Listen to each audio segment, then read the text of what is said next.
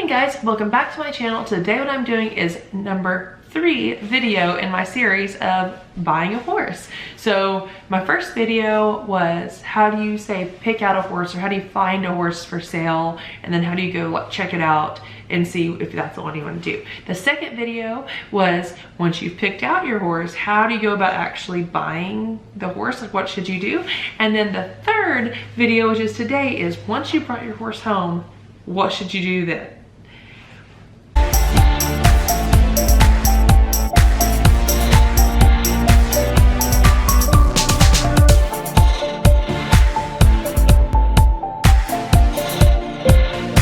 Some tips with this: when you first bring your horse home, you want to introduce your food slowly, because this horse is going from who knows where. For example, like if I go from a South Carolina environment to a Lexington, Kentucky environment, those are going to be way different on types of hay, even the environment itself. So what you want to do, and the reason why you want to do this is because to prevent colic. Some horses still can colic or get ulcers and stuff like that, but if you follow these kind of steps, you're usually not going to have that kind of issue. So what you want to do first is when you first bring him to your house, if you can at all, have, let's say, a flake of the hay that it had when it was living at that house. So if you're depending on the person, you may be easily able to ask for that. So yeah, just one little flake of hay, and that way you can introduce the hay slowly.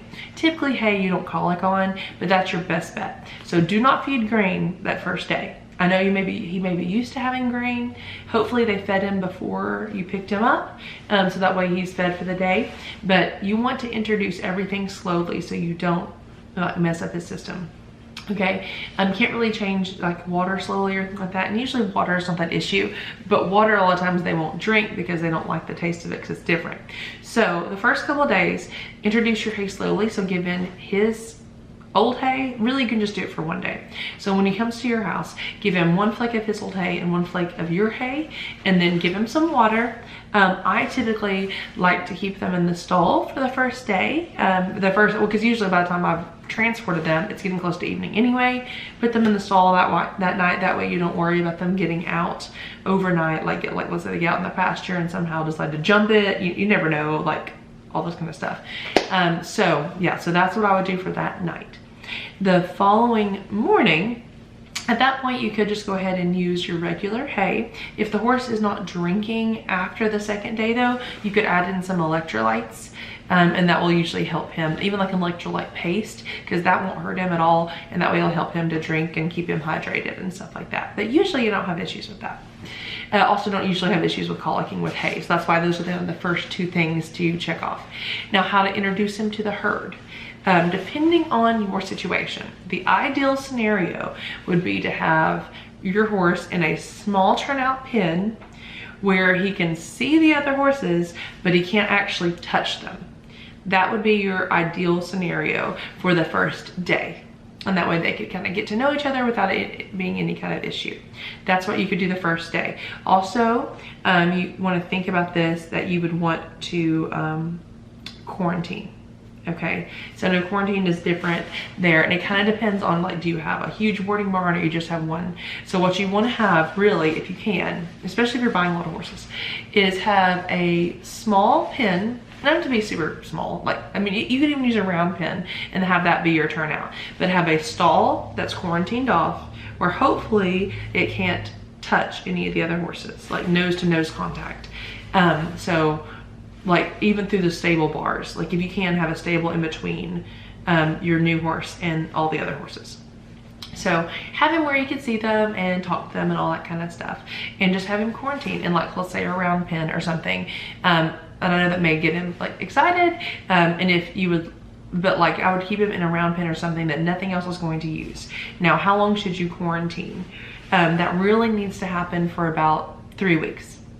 3 to 4 weeks for the course of 2 days. Then on the 3rd day, and if need be, give electrolytes, make sure you're drinking water.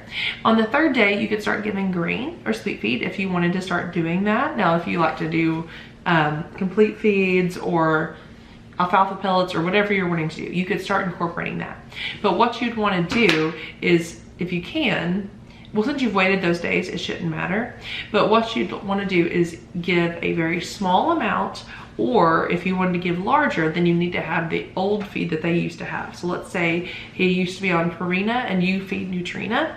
What you want to do is have 3/4 of the amount of his old feed and 1/4 the amount of the new. Or a way you can offset that if you don't have that feed and don't want to purchase that feed is just start with like a 1/4 amount of the normal feed you'd get. Now, I know you may be like, oh, I might lose some weight. Well, you're only going to be doing this for like a week. So if he loses like a few pounds, it won't make a huge difference. And that's just my opinion. But also with that, with a 1/4 amount of the feed he would say normally get, then you would also want to use probiotics. Probiotics is a digestive aid just to help with the colic possibilities, just to help to make sure he doesn't colic or anything like that. Probiotics is something good to have on your horses anyway. Anytime your horse is having kind of digestive issues, just put a scoop in there for like a week, and then it just fixes everything up. Probiotics is fantastic. So what you want to do then is just every day you can increase more of the grain, and then you could just do like a little scoop of probiotics as well. And then I would say by the end of 1 week, so you've had him at this point 1 week, you could then be on the full amount of feed that you want him to be on, and regular hay, regular water, no supplements necessary at that point, because then the probiotics you'll need to use for about 7 days. So then you are good to go for that. Now, after your quarantine period of 3 to 4 weeks, however long you want to, then you could introduce him to the herd. So how you'd want to introduce him to a herd is for 1 day, at least 1 day, have him, it kind of depends on your fencing though. If you have barbed wire fencing or any kind of wire fencing that they could get a foot caught in, I would definitely not recommend this. But I have panel fencing, and yes, could they break it? Yes, they could, but I've never had that happen.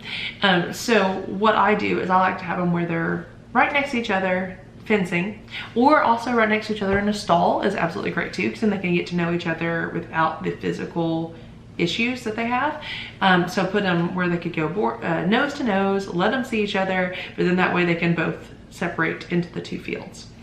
So I would do that for a day. If they all seem fine and they're eating normally, then the next day after the quarantine period and after you've had a little introduction period, then turn them out together.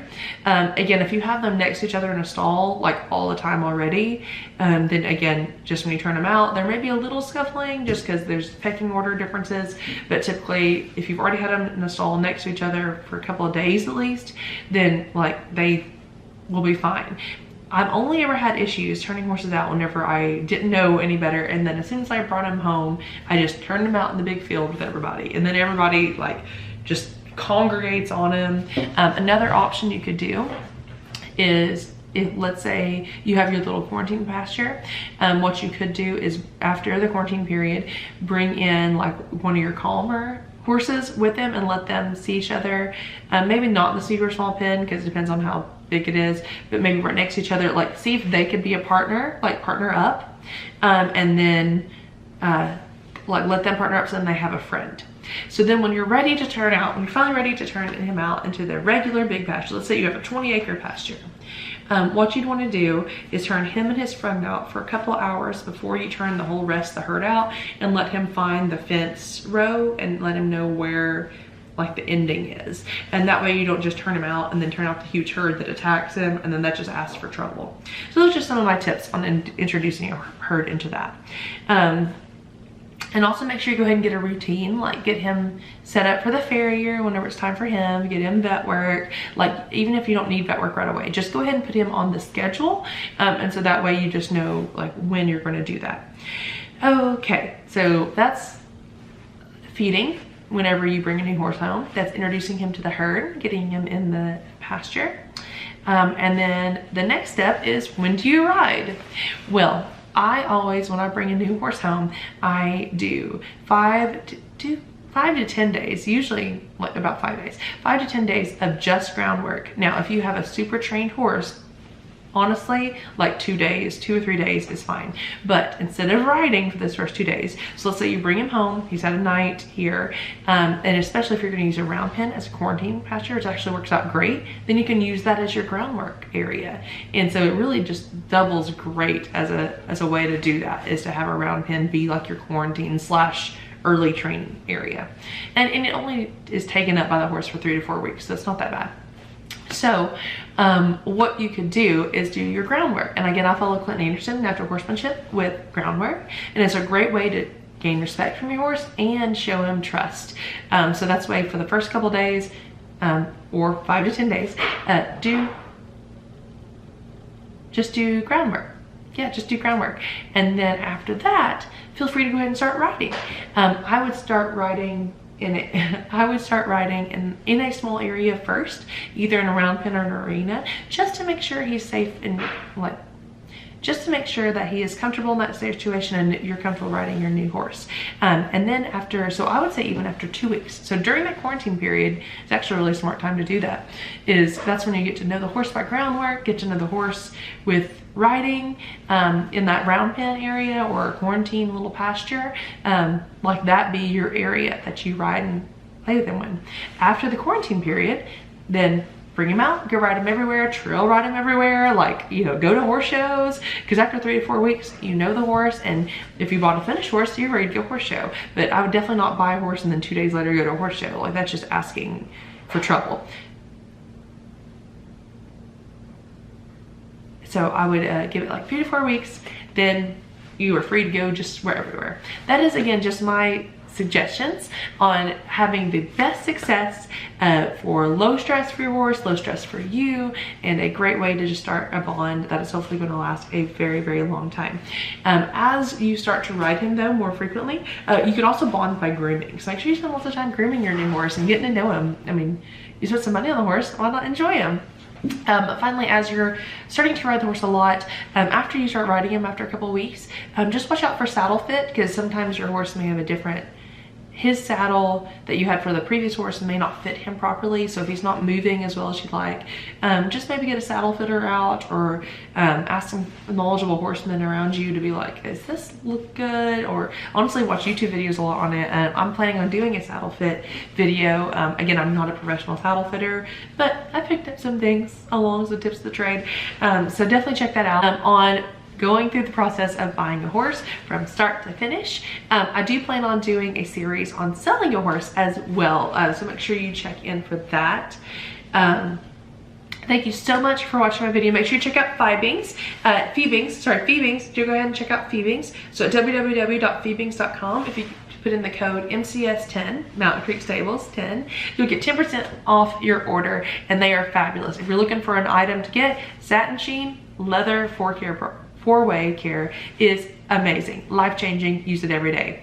Thank you so much for watching. God bless, be adventurous, and I'll see you next time.